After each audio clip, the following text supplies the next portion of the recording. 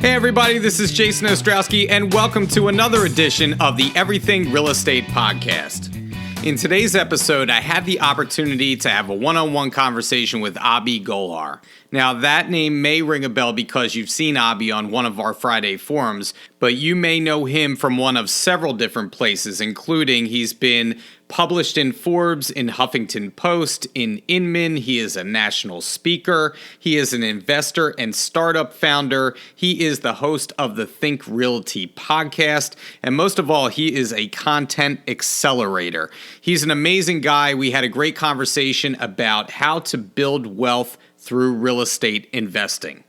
And if you're like me, you're always thinking about investing in real estate, but sometimes you need somebody to kind of help you out to think about what's the best strategy for your investment. You know, many of us want to make the right choice, and maybe we're a little bit timid or afraid to take that plunge. So today, Abhi is going to help us look at what's out there investment-wise through real estate, how to build wealth through real estate, and share his opinions on real estate investing. So let's get into it with Abhi, and we'll pick it up on the other side.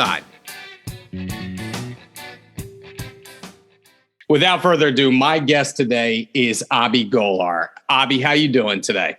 Jason, thanks so much for having me. I'm excited to offer some value and talk about investing. It's one of those topics that I love talking about. And it's one of those topics that's also, for a lot of agents out there, frankly, it's a little difficult to understand. And I guess that's why it's one of my favorite topics to talk about, because I love breaking it down to make it super easy. So you do an amazing job. I've listened to your podcast before. One great podcaster knows another greater podcaster, and I certainly appreciate the time today. So, well, you are too kind, that's for sure. Because I told you right before we came on that I was literally watching your podcast, your interview on the podcast app. That was the first time I've ever seen that. So you are truly an innovator. And definitely a person that I look up to and respect. And every word that you say, I am zoned in on when it comes to our conversation today, because I myself am an investor, a novice investor. I want to do more of it. And I want to talk to you about, I think a lot of agents are in that same boat with me. And we want to know, okay, where do we start? Where do we begin? So my first question to you, assuming that we were to stay local and invest, one of my questions to you was, right now in the current market, is this a red flag for you, say in the Philly metro area, particularly maybe in the suburbs surrounding? Would you still invest? Or are there things that keep you away from those markets currently, obviously pricing being one of them? But is there a sound investment right now still in those markets that you would take a chance on? Yeah, absolutely. I would not take a chance on Airbnb.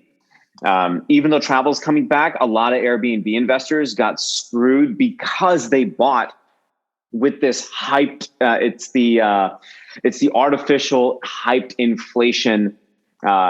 inflationary environment that a lot of flippers will live in. So when value is really at 100,000, they're paying 130, thinking that they're going to have to put in 30, 40, 50, $60,000 in repairs just to make it an Airbnb property.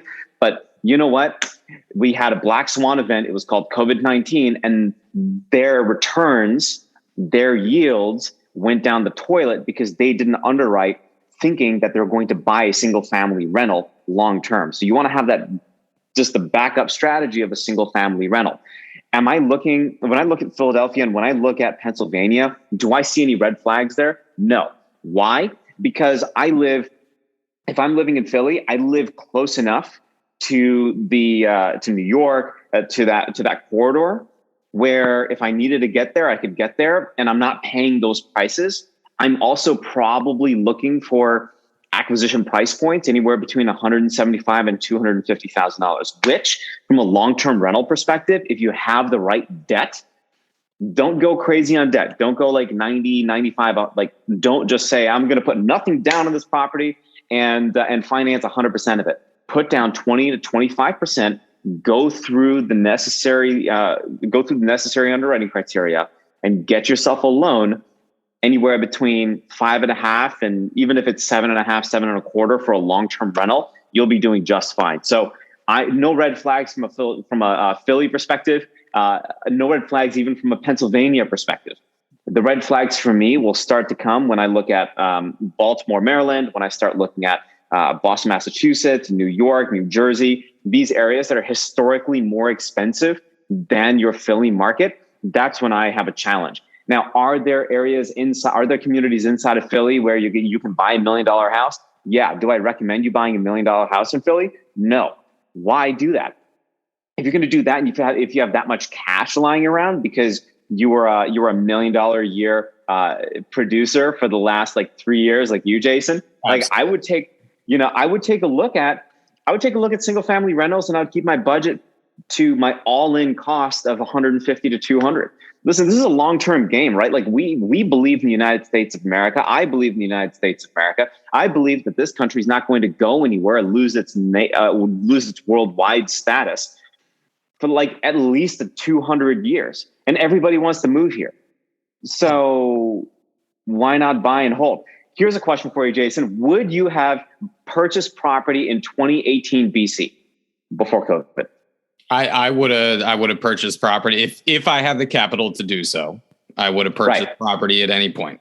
And you know what's crazy is every single time I'm on stage, or I'm talking to real estate agents, I ask the same question year after year, month after month. It's the same answer.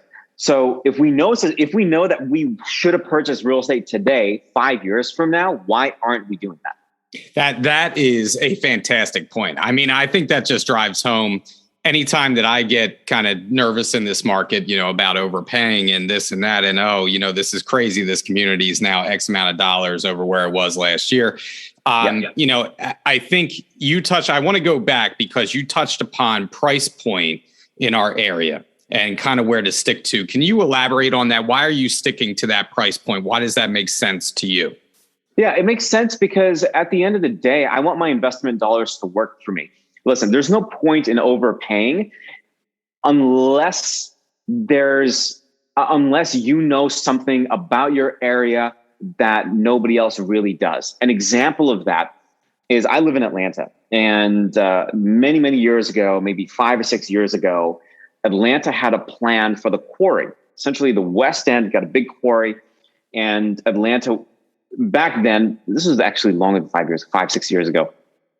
They said, we're going to develop this area into residential. It's going to be community living, restaurants, bars, food, companies, everything on this West Side. So what did I do? I started buying property. Yeah. Yeah. And so did I mind paying a little extra? No, I didn't, because I knew long-term Atlanta is going to grow, and Atlanta, the path of progress was going west, and it was also going north. So it paid off. Now the quarry's completely built. There's a park that's 2 or 3 times the size of Piedmont Park. And if you've ever checked out Atlanta, Piedmont Park is this massive park, it's in Midtown, but it's a little east of Midtown, right off of Piedmont Avenue. That gamble worked. But was it a gamble really? Because I was trading on inside information. And ladies and gentlemen, inside information in real estate investing is absolutely legal. So if there's an opportunity in Philly where I know that the city or the county is going to build something, or they've proposed, they've proposed a big build or a park or something that's actually coming the next 3 years, they've authorized it. Would I be okay paying a little extra?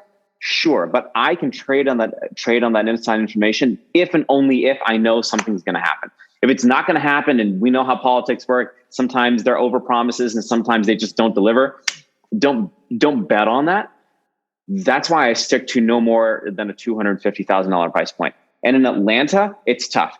You might find it difficult in Philly to buy at $250, then go elsewhere. And by elsewhere, I mean just look at neighborhoods outside of Philly is what I'm saying. Yeah. And I want to touch upon that as well, because, you talk about BC, right? Before COVID, the Philadelphia market was extremely hot back then. And not that it's not been hot through the pandemic. That's not what I'm saying.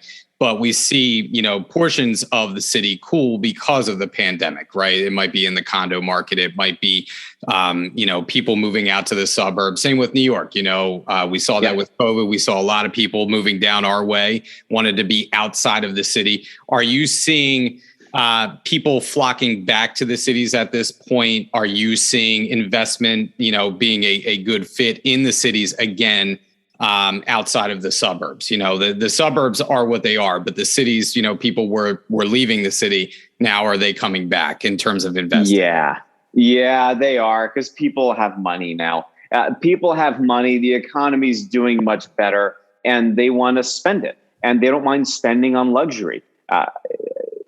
For me, it's a very simple formula. When you have a lot of economic activity, people are going to buy.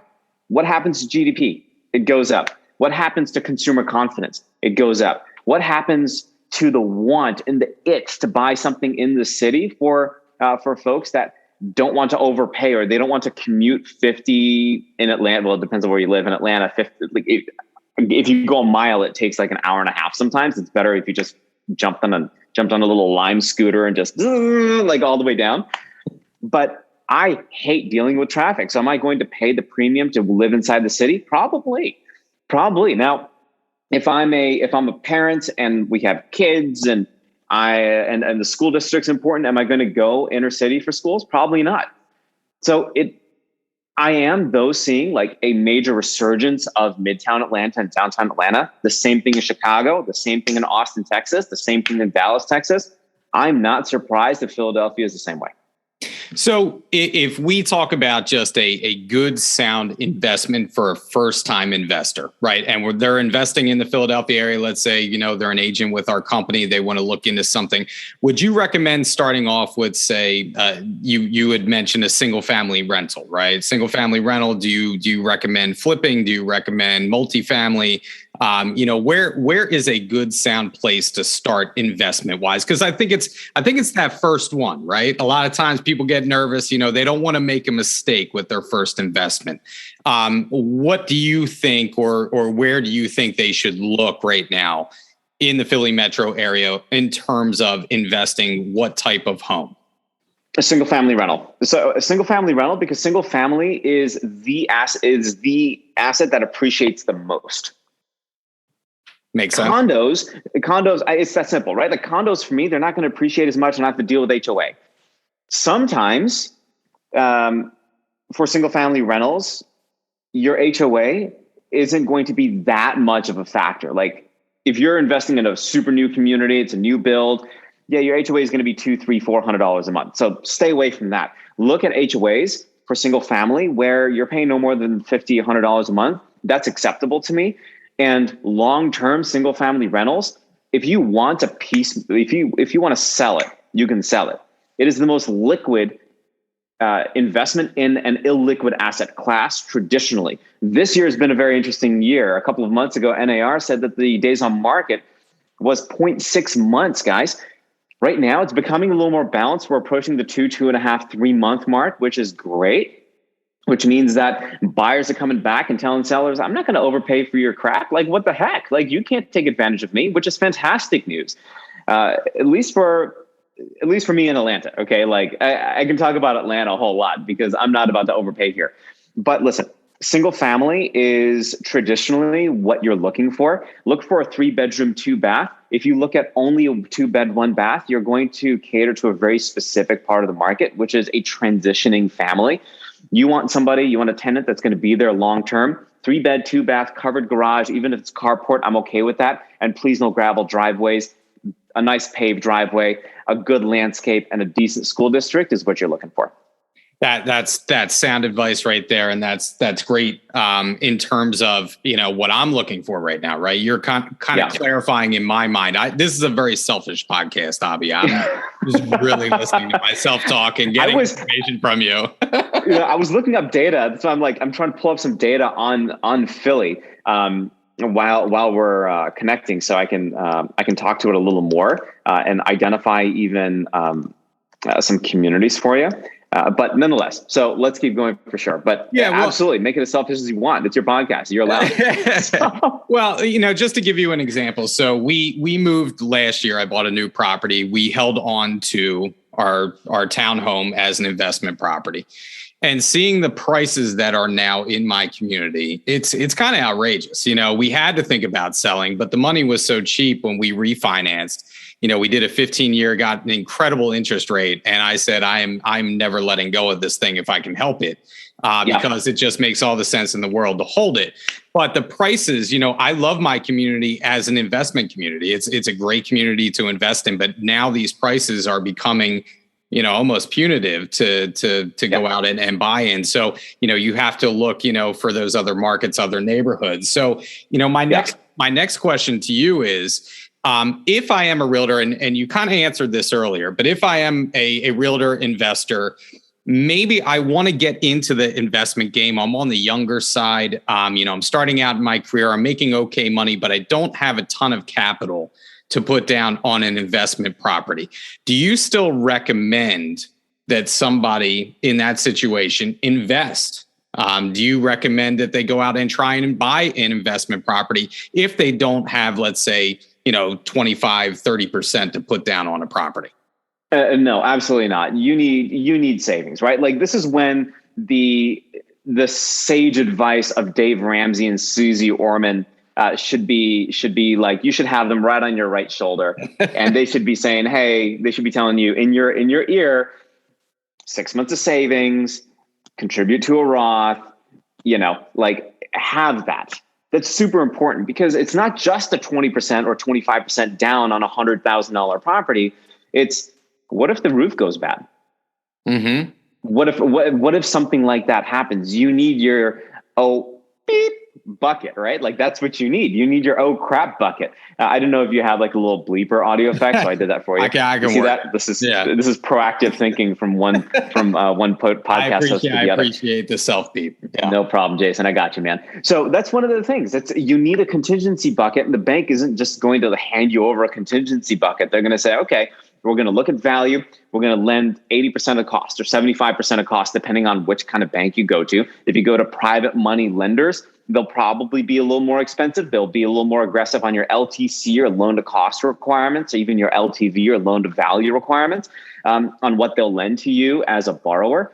But listen, if you don't have contingency of at least $10,000, $15,000, $20,000 roughly, depending on the type of property you're buying, then I would definitely be concerned. And here, two things. If you're buying a rental, always get a survey. That's number one. And number two, always, for the love of God, always get an inspection, a third-party inspection.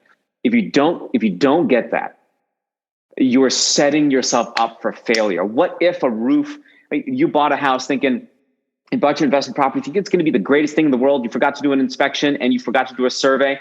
Now your shed in the back is encroaching on the neighbor's lawn, neighbor's yard, and they were just waiting for somebody else to buy it to like now sue this person, which is you, and your roof just fell apart because you didn't know, or you had cracks in your foundation. Far too many people, I've heard far too many horror stories of folks just not covering their basis. If you had just paid a couple of $100 to get the survey and $250 or $300 or whatever it costs to get the inspection, you would have saved yourself thousands of dollars in attorney's fees and repair costs on that investment property. So cover your bases, guys. It just makes sense. And we see that time and time again in this market. I mean, we see it throughout the country, and I can only speak for, what I'm used to. And I've been telling the story to, talking to some of my realtor friends that inspections are actually coming back into play again, right? That's how we can see like a slow shift in the market. And it's like, oh, I remember that. I remember having to negotiate inspections. That's, from a listing standpoint, I'm like, oh man, this has been bliss for the past 2 years. Every offer that's submitted is waiving inspections, albeit that's probably not the smart way to go, but especially on the investment side, especially on the investment side. And they're private money lenders today that will also waive certain things, some of the things that you mentioned, depending on the private money lender. And they'll say, of course, I'll give you, $150,000 to buy this property that's worth $225,000. But that doesn't mean that just because they're giving you financing, you don't do your homework, right? Like, this is me pointing my finger at you, right? Like, do your homework. It's that simple. And then the sage advice of Dave Ramsey and Susie Orman goes away. right? Because they're not going to encourage that you buy investment property necessarily. I think maybe Dave Ramsey only recently has talked about the FIRE movement and maybe talked about single family rentals briefly, but he's a guy that says all debt is bad. Bro, no, it's not. No, it's not. There's a difference between good debt and bad debt. And if you, Dave Ramsey, don't know the difference, then you shouldn't be on the national stage talking about how people should build wealth. That's the problem that I have with Dave Ramsey and Susie Orman, right? Average Americans and even real estate agents, and even people like you and me, like Americans, it is the Americans' duty. It is our duty as citizens of this country to figure out a way to build massive wealth. And if we don't do that, nobody else is going to do that for us. Nobody cares more about your money than you do. And why listen to old school ideologies of investing? What are you going to do? You're going to buy ETFs for the remainder of your life? How did Mitt Romney? Do you tell me this? How did Mitt Romney? Do you remember the Romney Obama presidential election? And Mitt Romney opened up his Roth IRA and said, "I have $99 million." Right, and that was a big point of discussion. Yep. Do you think? My question to Susie Orman and Dave Ramsey, you can cut this video and send it to their PR people if you want. Hey, do you think they did that by investing $6,000 a year for 300 years and somehow Susie Orman and Dave Ramsey have found the fountain of youth, or drinking carrot juice and getting Botox injections? That's they've been around for 350 years? No, of course not. They're very specific, deliberate wealth building strategies that Mitt Romney and other top 1%ers of this country are using to destroy. They're using to destroy is the wrong word, to dominate their long-term wealth. And you real estate agents in Philly right now have the opportunity to do that, because guess what? You have access to more data. You have access to information. You know what questions to ask. You already know how to market yourself to homeowners or home sellers. So you can have the conversation, you understand data, and you're creative. There's nothing stopping you from investing in real estate. And there's just one thing else that you have to do is execute for your financial future. If I'm an agent in Philly and I'm thinking the 10 year, if I look at myself 10, 15 years from now, this is what the 10 to 15 year self, my future self, is telling me right now. Go buy property. How many times do I have to slap myself in the face to get that point across? And if you're watching this and if you don't have property yet, or you're kind of maybe-ish kind of gonna happen, yeah, that's right. Slap yourself in the face. Yeah, I think, and what I was going to say is it's always that fear and apprehension, right? Oh, the fear of the unknown. We've never done it before, now that I've done it, one time, I have the bug. I want to buy multiple properties and have different holdings and everything like that. So, as you look into properties and you do your due diligence, you talk about inspections, you talk about surveys. What are some of the red flags that you look for personally when you're considering purchasing a property? And that is outside of, the market that you're looking in. The property specifically, what are some red flags that may steer you away from certain properties and not others? Crime in the area is a big one. School districts, of course, but the property itself, HVAC, roof, plumbing, electrical. Okay. That's a very simplistic answer, and it makes total sense. Yeah, it's that simple. Renters aren't, unless you live in a luxury market, like a downtown Chicago in the Loop, or New York, in very specific areas in New York. You don't have to go above and beyond for your tenants. Treat them as human beings, not as tenants. That's rule number one. Rule number two, you don't have to paint, you don't have to get super expensive paint. You don't have to get super expensive appliances. Wolf Appliances for a rental. You guys are laughing at me for bringing that up. That has happened. I've seen that happen. And you don't need that. Frigidaire is fine. Not a big deal. And as long as things are updated, things are newish, you're totally fine. If I'm looking at a property and the property's cabinets are a little outdated, fine. Throw a coat of paint over the cabinets, paint them white. You don't need to go out and get new cabinets. If you have black appliances, okay, you might want to upgrade to stainless steel. It's just better. It's going to be a better long-term investment anyway. So go do that. LVT for the floors. If you just have carpeted floors, that's fine. Swap it out. Swap it out for LVT, luxury vinyl tile. It's not going to be that expensive. You're not breaking the bank, and it's a nice, good, upgraded look for your tenant. Your tenant's going to be there forever. Do you want a tenant that's going to be there forever, or do you want a tenant that's going to leave after a year because, like, yeah, this management sucks, the property's terrible, and it smells gross? You don't need that. Mm-hmm. So assuming that we make these investments, our real estate holdings start to grow over time, does your investment strategy shift as the real estate holdings grow? Do you come in with the same mindset? Does your mindset shift towards other possibilities? How do you approach your investing at this point as those holdings grow, like I said? Yeah, it just depends. As you said in the beginning, I'm kind of your eternal entrepreneur. So I love investing in businesses. It's just one of the things that I do.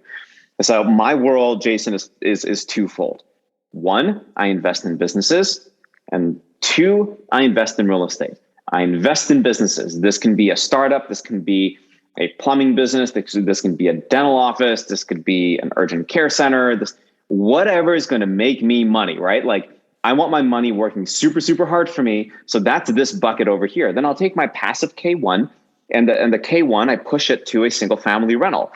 Do I look at maybe a triplex or a quad or a duplex? Absolutely. All of the above. Am I looking at like a Kansas City, Kansas, or an Indianapolis and diversifying my holdings across the Central Plains? Yeah, sure. Am I going to look at multifamily operators to invest in? Absolutely. Well, do I ever find myself in a position where, like, I want to own my own multifamily apartment complex? Probably not. You'll see me in person, right? I'm 5'5" on 140 pounds wet. Like, I know what a sledgehammer looks like, and I'm the best white collar worker ever. I'm just not going to lift it up. I'm the guy that's going to go to the gym and decide to lift 5-pound dumbbells to do bicep curls instead of 20 pounds because it's a fifth of the 20-pound dumbbell, right? I'm already doing weights at a discount. So I'm not the guy that's going to physically do hard labor. I mean, people like us, we're too pretty. We belong in front of the camera. Let's be honest, right? Like, hair like yours. Camera. I was going to say, you may be the only guest that has thicker and more luxuriant hair than me. I've been, that's one thing I can say about myself is I've been blessed with a good head of hair. But yes, I think you may have me beat. I will say, being that you are 5'5", I think you may be the only podcast guest that is also shorter than me. I'm 5'8", 160. Well, I weighed myself today, 167 pounds. So there you go. Nice. So that is a small little tidbit for the listening audience that we are both smallish human beings. Smallish human being. I like it. Yeah. I mean, I do recommend, like, don't get me wrong, I hold a portfolio of ETFs, of exchange traded funds. I also hold a portfolio of index funds. If you want to go learn more about that, I'm not a financial advisor. I'm just a real estate nut. If you want to go talk to your financial advisor about it after reading Unshakable and Money, both by Tony Robbins, and then maybe Turning the Corner and reading Ray Dalio's book Principles, go for it. Like, there's nothing stopping you from investing in long-term equities to benefit from what the United States is doing. Even if you want to buy SPY, it trails the S&P 500. Great. But there your money's going to earn between 10, 11, 12, 13% year over year. But that doesn't mean you can't supplement your investment dollars, your strategies by investing in single family rentals. And as long as you achieve a 9, what I mean by that is you have a specific rental yield and you have a specific HPA, home price appreciation. If your rental yield is going to be 6 to 7 to 8, your home price appreciation traditionally average across America is going to be 3.5 a year. Not in this market, but generally speaking, long term, I think you're going to do fairly well for yourself. If you happen to get duplexes, tris, and quads, yay. If you happen to invest in multifamily, yay. But you'll have those opportunities naturally come to you because of the conversations that you will have with other realtors, with other agents, with other brokers in your area. And then you'll be surprised. You might have an extra $20 or $25 or $30,000 that Suze Yorman and Dave Ramsey don't know about, that you'll invest in some salmon farm in Kansas City because you identified a trend of Americans eating a crap ton of salmon on an annual basis. And if you invest $25,000 in a salmon farm, you can get a 30% yield over a 2-year time frame. all joking aside, that's an example of a strategy you can use. If you don't know what type of investor you are, and you're looking at like, man, what's my personality? You can either be a Wheel of Fortune kind of guy or gal, or you're going to be a Star Trek person. Wheel of Fortune, you want consistent income. And for many of you, 5 properties, you're done. Fantastic. That's great. If you want to accumulate some more, that's cool. And if you want to maybe flip a little bit and live the Star Trek life, and you want to be like Chip and Joanna Gaines on their new show, without the shiplack, I think that's a phenomenal opportunity too. You can do that. Just remember, capital gains are going up next year. So that should also factor into your strategy. And something else you should look at are qualified opportunity zones. If you have a little bit of cash and you happen to inherit Tiger Woods' golf set, and you end up selling that for $100,000, you can take that gain and push it into a qualified opportunity zone fund within a period of 180 days. And as long as that QOZ invests in a qualified opportunity zone property investment and the necessary rules are followed, you get to step up in basis of your tax liability, which is fantastic for those that have a long-term view on real estate in an area, and you're looking at diversifying your portfolio, and you also have a lot of tax liability. I said a lot of words. I'm going to shut up now. Well, I'll tell you what, it's like drinking from a fire hose talking to you about investing. Yeah. And I feel like, so you are obviously super into investing, right? Specifically, you talk about businesses, you talk about real estate. Is there ever a time when you sit out the market and you don't invest in real estate? You pretty much answered that question earlier, but I just want to know, has there ever been a time where you're like, you know what? I'm not going to do it right now. Doesn't make sense. No, especially in the tertiary markets. Okay. Like in the primary markets, I haven't purchased anything in Atlanta for about 2 years, 2.5 years. I just saw some trends, and it started getting super expensive. I'm sorry, maybe about 1.5 years. It got super expensive, and I don't ride the wave. Like I'm the kind of surfer that's going to go up and down, just watch other people ride the big wave and crash or successfully ride the wave. I'm that guy.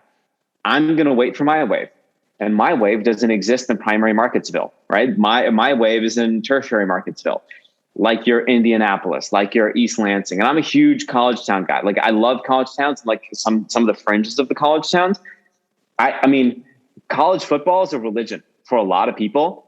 Mm-hmm. Penn State is a really big thing. Wharton is a really big thing in Pennsylvania. Like I would absolutely start taking a look at the fringes of those college towns and seeing if there's opportunity. Columbus, Ohio. Listen, I'm a Michigan guy. I was speaking to a crowd, and I'm like, hey, how many of you parents have children that attend Ohio State University?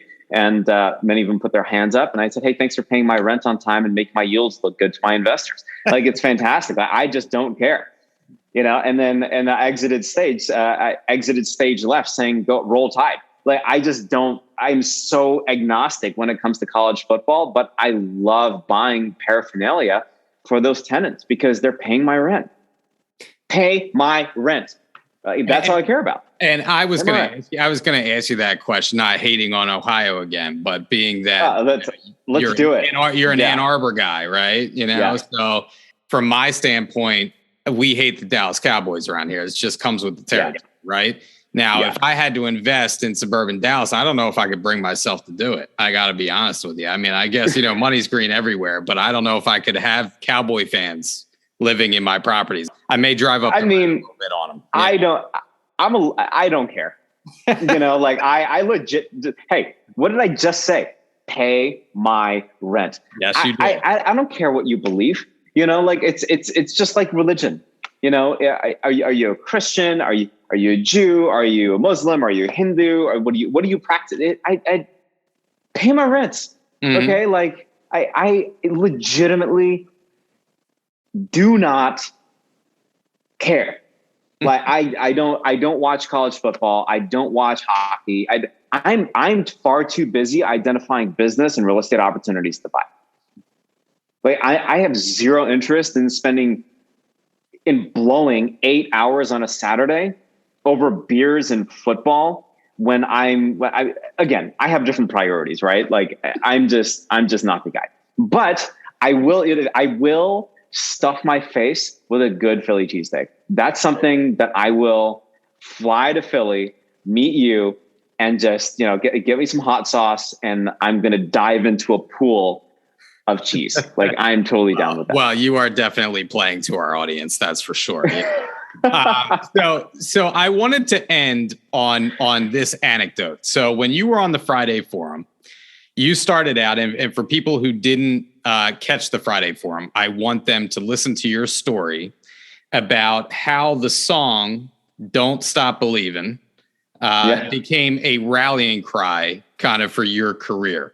Can you get into the story as to why that became your rallying cry and why that was so important to kind of building your career in investments? Yeah.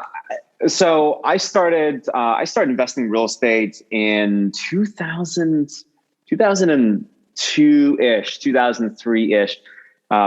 I'd saved up a little bit of money, and I said, I'm going to put it out to the universe. I just figured out what this intention manifestation muscle was. I'm going to put it out to the universe. I'm going to start investing in real estate. Great.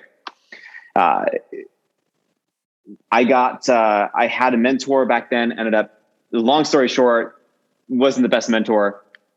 I'm not going to get there just yet.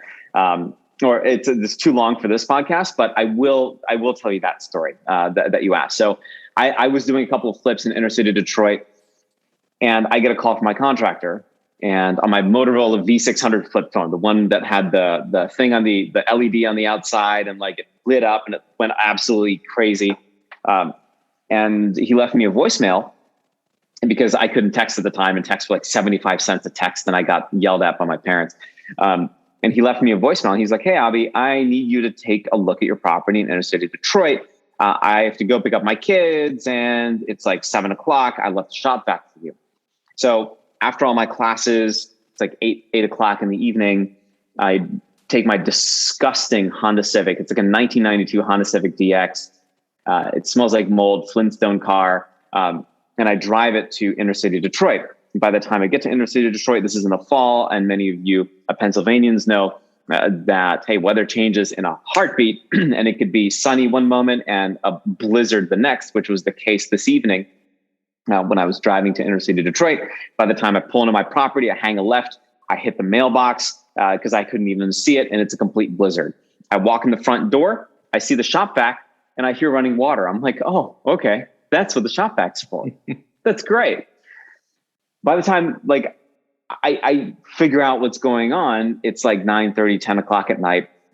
I go downstairs to the basement, and I hear running water, go downstairs to the basement, and I'm like neck deep in water. Like, for me, being a short guy, it's like up to here, right? Like I'm neck deep up to here in water. And I'm alone, I'm cold, I'm wet at this point. I don't have a change of clothes, and my mentor is nowhere to be found. My contractor is nowhere to be found. My parents have no idea what's going on. My brother hates me, and my peers are wondering when I'm going to make it back for the group class assignment. So like, I had everything going against me. Universe hated me. I'm sure God was like, you're messing up, bro. It's probably, what's going on. And I muster up some courage to start knocking on doors, just asking for help. And what do you not do as a brown kid in inner city Detroit? Knock on doors. Like, you just don't do that. A couple of doors I knocked on. It was a like, yeah, moving on. This Halloween party is going next door. And I'm making light of the situation only because I generally fight back tears sharing the story, and it's a super vulnerable moment for me because I hate this story so much. I hate. I'm sorry to make you tell it. No. I hate it, but I also love it looking back now. So eventually, there's a neighbor that comes over, and we toil away until like 2 or 3 o'clock at night, and nothing happens. We're not able to get the water out of the basement. He goes home, and I go to the liquor store, convince the guy just to give me a bottle of Jack Daniels, and Jack and I have a long conversation that night. So I wake up in the morning and I have to go to class.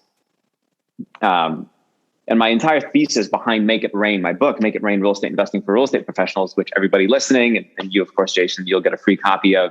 I'll make sure you get a PDF of it. That my thesis behind this book was this story, in that in that moment, I was afraid. I didn't know if I had a future. My back was against the wall. And literally, I'm sitting on the floor right now and my back was against this wall. And I go upstairs that night. I'm like, I fell asleep like this because I had no master bed. I had nothing. And, heat rises. So I'm in my second story master bedroom, or what's supposed to be the master, just kind of rocking myself to sleep. In that moment, I decided I can only go up from here. I decided if I were to make it, because for me back then, it was an if, not a when. If I make it, I'm going to make sure that other people, other investors, other folks cannot make the same mistakes that I did. And the following morning, I get back in my car, I brush all the snow off, and I start driving back to class. And the one song that's playing is Journey's "Don't Stop Believing." And I thought it was the perfect song for me to feel in that moment, because nobody had my back and I didn't even believe in myself. And that was a super dark moment for me. I eventually ended up wholesaling. I just, assigned those properties to another investor. They ended up, I don't know if they made money on it or not, but I essentially said, this is never, ever happening to me again. And that's the story. I'll tell you what, despite all that, here you are, and I think that is the reason why I wanted you to tell that story. And I'm sorry that, I'm sorry to make it a painful process for you. It's okay. But I do think that it's important for people to listen to that story and be inspired by the fact that, again, here you are. And despite all that, you have made it. And despite all that, you have thrived. And there's no reason why anyone out there listening can't do the same thing, right? Yeah. With some hard work, some knowledge, doing your due diligence, trying to make it happen for yourself. Like you said, building wealth. And, I have my mother's words in my ear all the time. You don't make money selling real estate. You make money buying real estate, right? So thanks, Mom, for that. Thanks, Mom. I truly do believe that. I want to retire at an earlier age than probably a lot of real estate agents retire. And that's just truth be told. A lot of us are selling well beyond, what we consider our retirement years. And just for me personally, there's no right or wrong answer here, but I don't want to do that. And my way to not do that is by investing in real estate.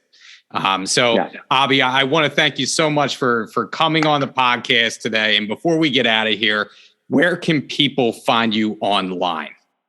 Yeah, the best way to do it is to hit me on LinkedIn. For a lot of agents, y'all just not using LinkedIn properly. I love talking about wealth building and business automation and how to grow a business on LinkedIn. So if you want to read some of the articles I have there, great. If you want to engage and just have a conversation, we talked a lot today about the basics, the foundational understanding of real estate, and the differences between good and bad debt. And then, of course, there are 10 wealth building strategies that I talk about as well, depending on your cash situation, kind of depending on where you want to be. Feel free to get in touch. You can email me at hello@abhigolhar.com. You can find me online there too at Abhi Golhar. And if you don't know how to spell it, just start typing in ABH and Google should autofill it for you. So there you go. Anywhere online. Thank you, sir. And make sure to listen to Abhi's podcast, the Think Realty podcast. I'll tell you, I listened probably to about 6 episodes last night, and I was blown away just with the content, what I learned in just that brief period of time listening to the podcast. It's great stuff if you want to know about investing, pretty much anything in that investment sphere. Abhi is the man when it comes to that. So thank you again for your time, Abhi. I truly appreciate it. It was a pleasure. You got it. That was the conversation this week with Abhi Golhar, and I gotta say, he is just a wealth of knowledge when it comes to real estate investing or investing in general. He definitely is someone you want to pick the brain of. So it was great talking to him. Here are a few takeaways that I had from my conversation with Abhi this week. Number one, if you are thinking about investing in real estate, you're looking for an investment property of some sort, maybe it's a flip, maybe it's a duplex, a triplex, whatever you're looking to invest in, make sure that you're doing it from a place of financial strength. I know a lot of us want to do some real estate investing. Sometimes we get a little out front of our skis, as the term goes. Make sure that you're able to put that 25 to 30% down and have some extra cash should something go wrong with the property. We want to plan ahead, we want to strategize, and we want to make sure that we're fiscally sound to do so. Number two, in talking with Abhi, he made one thing crystal clear in my mind, something that I've been struggling with, and that is this the market to invest in? Right? I think many of us ask that question to ourselves because the prices have jumped and have increased so fast over a short period of time. But I asked Abhi in this interview point blank, is there ever a market that you don't invest in? And the answer is no. I think you just have to make the right investment and do your due diligence. So, regardless of the market, Abhi thinks that you should be investing in real estate. And if you're holding on to real estate long term, chances are it is going to appreciate in value. So there is always a market to invest in, including this one. And lastly, number three, Abhi shared his inspirational story with us, a very painful story for him personally, about investing early in his career and how a couple of properties that he had bought didn't pan out for him. In fact, it ended up being a disaster. He had to offload them wholesale. It was a really, really tough situation to be in, but that didn't stop Abhi from moving forward with investing in real estate. And now he's become kind of a juggernaut in that sphere. And so don't let that stop you. Take the leap, have the courage to invest in real estate and keep investing in real estate. Even if one doesn't work out for you, the next one will. Well, that's it for the podcast this week. Thank you for joining us. And on a side note, we are taking some time off for the holiday coming up. So I just want to wish you and yours a very happy Thanksgiving. I hope all of you are safe and healthy. And we will be back in early December with a new episode, a new guest. So again, if you need to reach out to me, you want to hear a specific topic that we haven't covered yet, jason.ostrowski@foxroach.com. And don't forget to like and subscribe to the podcast and leave us a review.